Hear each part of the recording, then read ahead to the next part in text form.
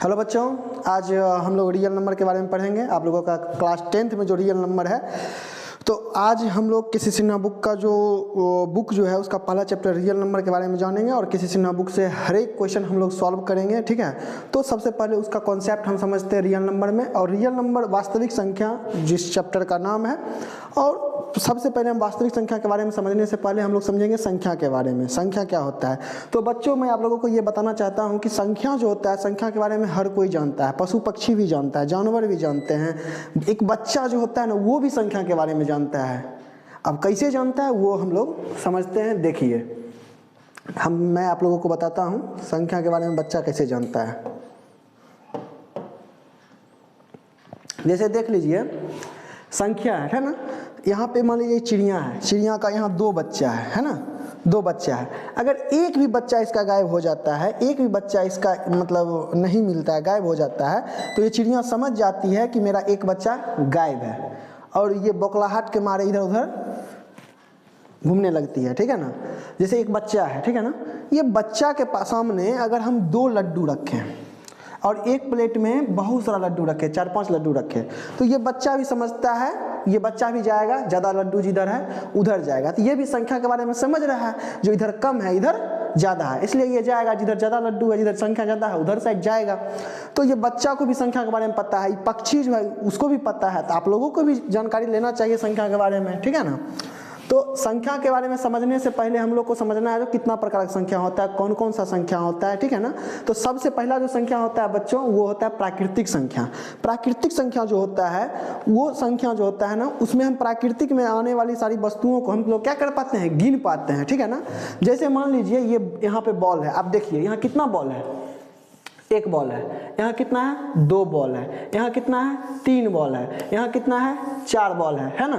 तो वही 1 2 3 4, इसी की मदद से हम इसको गिन पा रहे हैं। तो यही सब संख्या जो है वो आपका प्राकृतिक संख्या है। ठीक है ना, तो मतलब 1 2 3 4 ये सब मतलब अनंत तक, जहां तक हम गिन सकते हैं, 1 करोड़ 2 करोड़ 5 करोड़, जहां तक हम गिन सकते हैं, वो सारा कौन संख्या है, प्राकृतिक संख्या है। प्राकृतिक संख्या की सहायता से हम प्रकृति में पाई जाने वाले वस्तुओं को क्या कर सकते हैं, गिन सकते हैं। इसी को हम क्या कहते हैं, प्राकृतिक संख्या कहते हैं। ठीक है ना, आगे हम लोग बढ़ते हैं।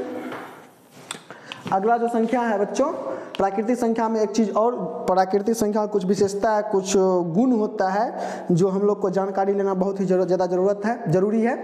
सबसे पहले हम समझेंगे प्रथम प्राकृतिक संख्या कौन सा है। प्रथम प्राकृतिक संख्या जो है बच्चों वो है 1। प्रथम प्राकृतिक संख्या 1 है। अगर हम प्रथम प्राकृतिक संख्या में 1 जोड़ते हैं तो अगला प्राकृतिक संख्या निकलेगा।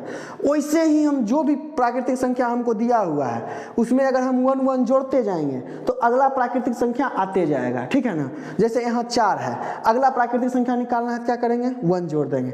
5 है, अगला निकालना है, क्या करेंगे, 1 जोड़ेंगे, कितना आएगा, 6 आएगा। मान लीजिए 1 लाख है और अगला प्राकृतिक संख्या क्या होगा, 1 लाख 1 होगा। कहीं भी 500 है, 500 में अगला एक अगर जोड़ देंगे तो अगला प्राकृतिक संख्या हम लोग को मिल जाएगा, 501 हो जाएगा अगला प्राकृतिक संख्या। ठीक है, प्राकृतिक संख्या का जो है कुछ गुण होता है। ठीक है ना, कुछ गुण है, उस गुण के बारे में हम लोग समझते हैं। पहली तथा सबसे छोटी प्राकृतिक संख्या कौन सा होता है, 1 होता है। पहली और सबसे छोटी प्राकृतिक संख्या जो होता है बच्चों, आप लोगों को याद रखना है, वो होता है 1। ठीक है, अगला पॉइंट जो है, प्रत्येक प्राकृतिक संख्या में यदि हम 1 जोड़ते हैं, अभी जैसा कि मैं आप लोगों को बता चुका हूं, थोड़ा पहले बताया हूं, 1 को जोड़ने से क्या होता है, अगला प्राकृतिक संख्या हम लोग निकाल पाते हैं। ठीक है ना, जैसे मान लीजिए 6 है, इसमें 1 जोड़े तो अगला प्राकृतिक संख्या क्या आया, 7 आया। अब पिछला निकालना है तो क्या करेंगे, 1 को घटा देंगे, फिर पिछला निकालना है, फिर 1 घटा देंगे। मान लीजिए ये 7 है, ठीक है ना, या मान लीजिए 5 है, ये एक प्राकृतिक संख्या है। अगर पिछला हमको निकालना है तो 1 घटा देंगे, इसके पीछे कौन सा संख्या आएगा, 4 प्राकृतिक संख्या आएगा। क्लियर है, समझ में आ रहा है। अब आगे बढ़ते, आगे क्या कहता है, 1 को छोड़कर प्रत्येक प्राकृतिक संख्या में यदि 1 घटा दिया जाए तो पिछली प्राकृतिक संख्या प्राप्त हो जाएगी। अगर 1 को छोड़ करके और किसी भी प्राकृतिक संख्या में अगर 1 घटा देंगे तो पिछली प्राकृतिक संख्या हम लोग को पता चल जाएगी। ठीक है ना, क्योंकि 1 सबसे छोटी प्राकृतिक संख्या है। 1 जो है सबसे छोटी प्राकृतिक संख्या, उसमें हम नहीं घटाएंगे कुछ भी। ठीक है ना, 1 को छोड़ करके 2 से, जैसे 2 आया, 2 प्राकृतिक संख्या है, उसके पिछला निकालना है तो हम क्या करेंगे, 1 को घटाएंगे तो पिछला आ जाएगा, 1 आएगा। लेकिन 1 में हम नहीं घटाएंगे, 1 को छोड़ करके बोल रहा है, ये नियम है, कुछ विशेषता है, ये विशेष गुण को हम लोग को याद रखना जरूरी है। ठीक है ना, तब आगे देखते हैं, मान लीजिए मेरे पास 6 आम है, ठीक है ना, मेरे पास 6 आम है और 2 बच्चा है, ठीक है, 1 बच्चा 2 बच्चा, 2 बच्चा है मेरे पास, ठीक है ना। हम 3-3 आम दोनों को दे देते हैं, मान लीजिए 3 आम इस लड़का को दे दिए और 3 आम इस लड़की को दे दिए, ठीक है। अब मेरे पास क्या बचा? कुछ नहीं, मेरे पास कुछ नहीं बचा, कुछ नहीं बचा ना। यही कुछ नहीं को दर्शाने के लिए, बताने के लिए मैथ में, गणित में, ठीक है ना, जीरो का इस्तेमाल हम लोग करते हैं, जीरो का प्रयोग हम करते हैं, ठीक है। देखिए प्राकृतिक संख्या है, इसको क्या कहते हैं? प्राकृतिक संख्या। 1 2 3 4 5 6 जहां तक आप गिन सकते हैं, अनंत तक, ठीक है ना, अनंत तक, इसका कोई अंत नहीं है, जहां तक आप गिन सकते हैं उसको क्या कहते हैं हम?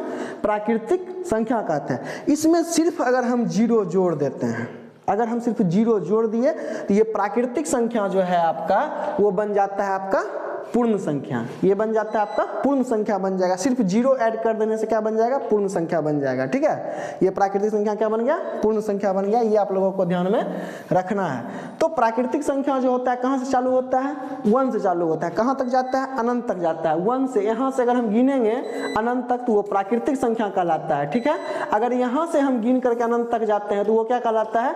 पूर्ण संख्या कहलाता है। ये हम लोगों को ध्यान में रखना है, ठीक है। अब आगे बढ़ते हैं, संख्या रेखा। संख्या रेखा के बारे में हम लोग समझते हैं। ये आपका है संख्या रेखा, ठीक है ना। संख्या रेखा पे एक जीरो होता है और जीरो के दाहिने साइड में जो होता है वो 1 2 3 4 5 अनंत तक, जहां तक हमको दिया होगा वहां तक जाएगा। मतलब इधर साइड जो है संख्या का मान क्या होता है? बढ़ता है, बढ़ते रहता है, ठीक है ना।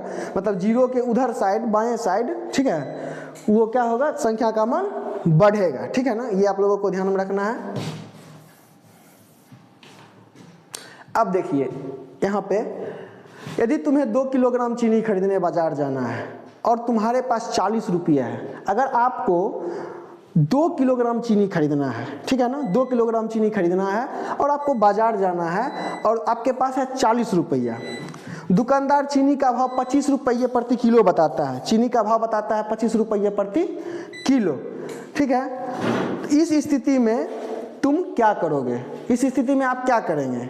अगर 25 रुपये किलो बताएगा तो आप क्या करेंगे इस स्थिति में?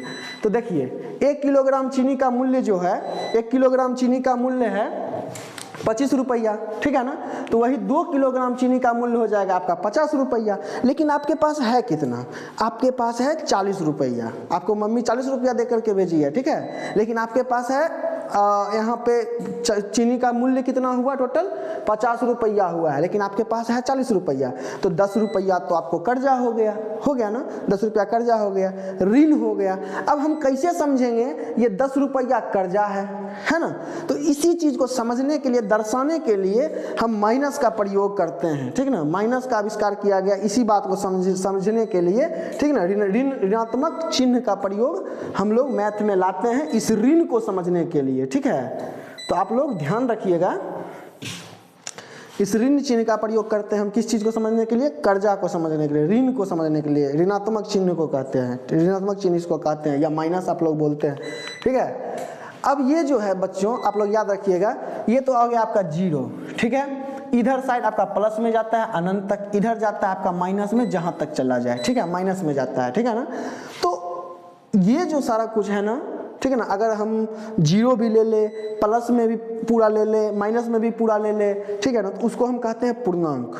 ये बात आप लोगों को ध्यान रखना है। अगर कोई पूछेगा पूर्णांक किसको कहते हैं, तो संख्या रेखा पे जिसको हम दर्शाते हैं, संख्या रेखा पे जिसको हम रख सकते हैं, ठीक है, उसको हम क्या कहते हैं? पूर्णांक कहते हैं। ये सब को हम संख्या रेखा पे रख सकते हैं, ठीक है ना। जैसे ये आपका संख्या रेखा है, तो यहाँ जीरो, यहाँ मान लीजिए जीरो है, यहाँ 1 है, यहाँ 2 है, ऐसा ही बढ़ते जाएगा अनंत तक, ठीक है। यहाँ पे -1 है, ठीक है, यहाँ -2 है, 2 है, ऐसा ही बढ़ते जाएगा ये माइनस अनंत तक, अनंत तक ये बढ़ता है, ठीक है। तो इसको हम क्या कहते हैं? पूर्णांक कहते हैं। जीरो भी इसमें आता है, ठीक है, माइनस का सारा अनंत तक, प्लस का सारा अनंत तक, ठीक है। ये सब किस में आता है? पूर्णांक में आता है, ठीक है। इसको क्या कहते हैं हम?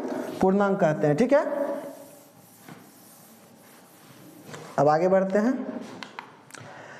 संख्या रेखा। संख्या रेखा आप लोगों को पहले भी बता चुके हैं, लेकिन यहाँ भी ध्यान देते हैं हम लोग। ये आपका संख्या रेखा है। संख्या रेखा पे बाएं साइड में जो होता है वो होता है आपका प्लस में, ठीक है, और दाहिने साइड जो होता है, ठीक है, वो होता है आपका इधर बाएं दाहिने साइड जो होता है वो प्लस में होता है, बाएं साइड जो होता है वो आपका माइनस में होता है, ठीक है। और इधर जो होता है बच्चों आप लोगों को ध्यान रखना, इधर साइड मान बढ़ता है, ठीक है ना, प्लस में होता है, बढ़ता है। और इधर साइड जो होता है मान आपका घटते जाता है। और इधर साइड में जो भी पूर्णांक है ये सबको क्या कहते हैं, संख्या रेखा पे जो भी दर्शाया जाता है उसको अभी बता चुके हैं आप लोगों को, उसको क्या कहते हैं, पूर्णांक कहते हैं, ठीक है ना। तो इधर साइड वाला जो है, बाएं साइड वाला जो है वो आपका पूर्णांक ऋण पूर्णांक है। कौन सा पूर्णांक है, ऋण पूर्णांक है। और दाहिने साइड वाला जो है वो आपका घन पूर्णांक है। ये आप लोगों को याद रखना है। घन पूर्णांक मतलब जिसमें धनात्मक चिन्ह लगा हुआ होगा या प्लस का चिन्ह लगा हुआ होगा। प्लस का चिन्ह आप बोलिएगा यहाँ नहीं लगा हुआ है, कुछ नहीं है तो प्लस है, कुछ नहीं है तो प्लस होता है, प्लस का चिन्ह होता है। आगे में मान लीजिए 4 है, इसके आगे हम कुछ नहीं है तो प्लस है। अगर नहीं भी हम लिखते हैं प्लस को तो कोई फर्क नहीं पड़ता है, ठीक है ना। तो ये यहाँ पे कुछ नहीं तो प्लस है, इधर घन चिन्ह है, उधर ऋण चिन्ह है। ये आप लोगों को ध्यान में रखना है। बाएं साइड जो होगा ऋणात्मक पूर्णांक होगा, दाहिने साइड जो होगा वो धनात्मक पूर्णांक होगा। ये आप लोगों को ध्यान में रखना है। और ये भी ध्यान रखना है जो जीरो के दाहिने साइड जो होता है वो पूर्णांक का मान बढ़ते चला जाता है, और पूर्णांक के जीरो के दाहिने साइड बाएं साइड जो है वो पूर्णांक का मान क्या होता है, घटते चला जाता है, ठीक है ना। ये आप लोगों को ध्यान में रखना है, ठीक है। ये किधर रखा है। अब देखिए भिन्न क्या होता है समझते हैं। जितना भी बटा में लिखा हुआ होता है ना ये बटा जैसा होता है, ठीक है ना। 1/2, 3/4, 1/17, ये सब जो भी है ये सब क्या है, ये सब आपका भिन्न है। भिन्न का मतलब जिसको हम p/q के रूप में लिख सकते हैं। आप लोग 7th 6th 7th 8th में ये सब में पढ़े होंगे अंश और हर के बारे में, ठीक है ना। ऊपर वाला जो होता है ना, ऊपर वाला अंश होता है, नीचे वाला आपका हर होता है, ठीक है। ये आपका अंश हुआ, ये आपका क्या हुआ, हर हुआ। या हम p/q बोल सकते हैं, p/q के रूप में हम जिसको लिख सकते हैं को क्या कहते हैं, हम भिन्न कहते हैं, ठीक है ना। ये आप लोगों को याद रखना है, जिसको हम p/q के रूप में लिख सकते हैं, ठीक है। और अंश और हर जो मतलब अंश और यही p को हम अंश कहते हैं, q को क्या कहते हैं, हर कहते हैं।